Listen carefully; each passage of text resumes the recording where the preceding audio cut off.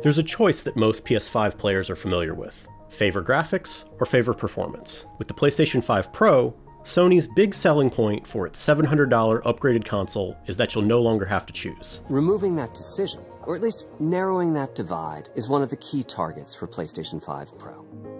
Last week, I went to PlayStation headquarters in San Mateo, California to get my hands on it.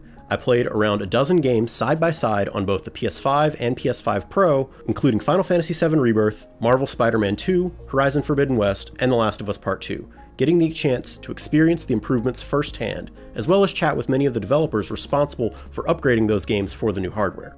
After playing, I have to say that I'm impressed by the PS5 Pro's capabilities, especially the new AI-powered resolution upscaling system. The new console carries an expensive price tag that left a lot of folks skeptical about who this is actually for. But if what I saw is a good indication of what it can do across the board, then the PS5 Pro brings a lot to the table for console gamers who are willing to pay a premium for a no-compromises experience.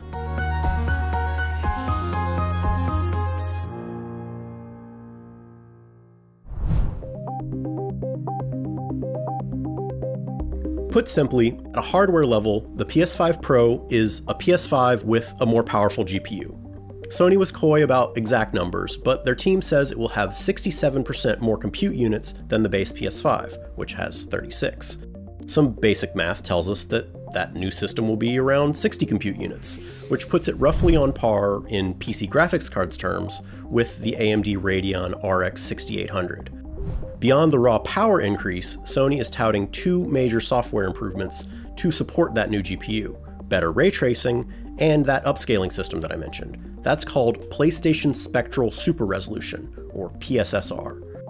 I'll get into the specifics of all this under-the-hood tech in a moment, but the main takeaway is that Sony promises that games optimized for the PS5 Pro will look as good as their old favor graphics mode, while offering the frame rate and general performance level of their old favor performance mode. From what I played, it's capable of delivering on that. That said, consistency was not the name of the game among how developers actually labeled their Pro upgrades.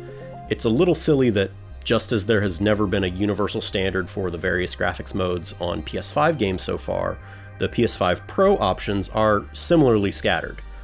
Time to move. Spider-Man 2, for example, will have a new Performance Pro mode that marries the graphics and performance modes from the base console. The Last of Us Part 2 Remastered, another first-party PlayStation game, calls the same thing Pro mode. We talking infected? No. Over at Square Enix, meanwhile, somebody decided that Final Fantasy VII Rebirth should call it Enhanced mode. And other games, such as Capcom's Dragon's Dogma 2, simply added new Pro versions to their existing graphics options. Fight on, and victory shall be ours. Regardless of what they're called, Sony told me that around 40 to 50 games will have new Pro-enabled modes when the new console launches on November 7th. But keep in mind that what that upgrade means for each game is, again, inconsistent. There's only so much you can do with more power if a game wasn't built to use it.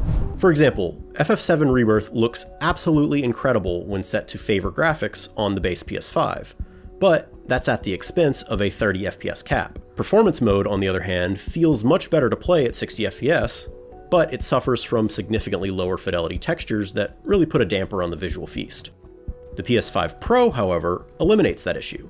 The new Enhanced mode gets you all the visuals of graphics mode at that 60 FPS of the performance mode. That said, the Enhanced mode doesn't actually look any better than the standard PS5's graphics mode, at least not in a way that I'd be able to tell without a zoomed-in side-by-side comparison.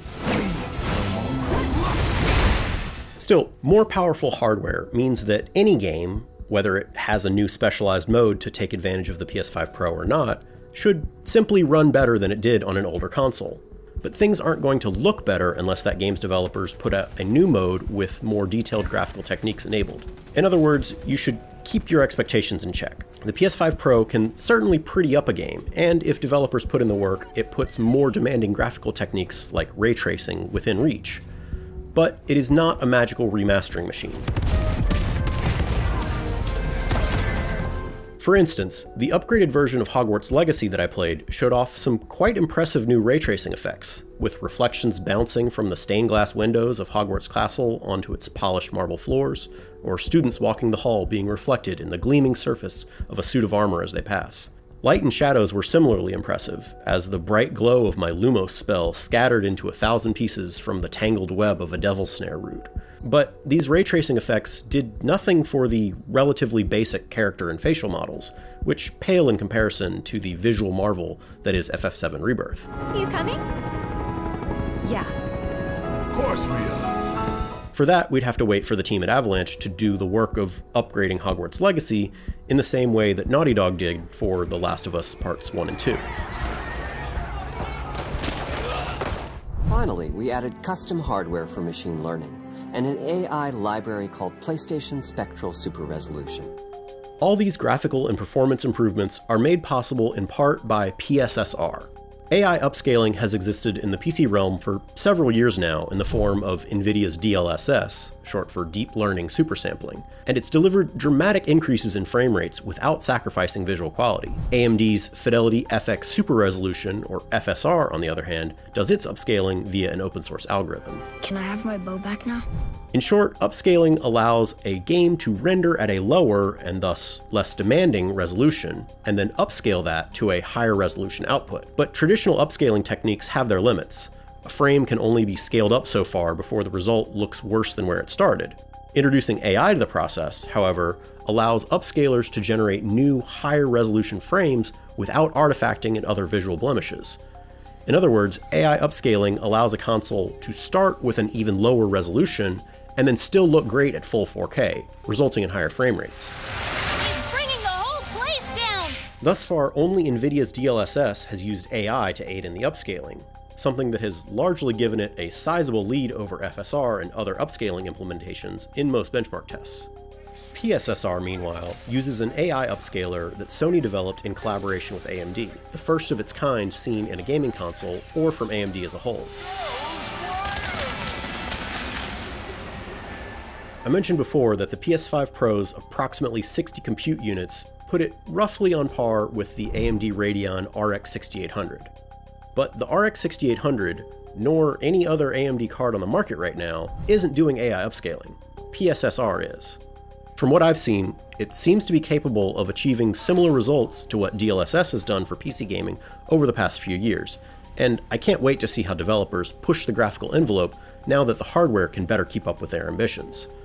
Of course, it will still be a good while before we see games designed to take advantage of this power from the ground up, but until then, if you choose to invest in its high price, you'll at least be getting peace of mind that you're getting the best PlayStation experience that money can buy.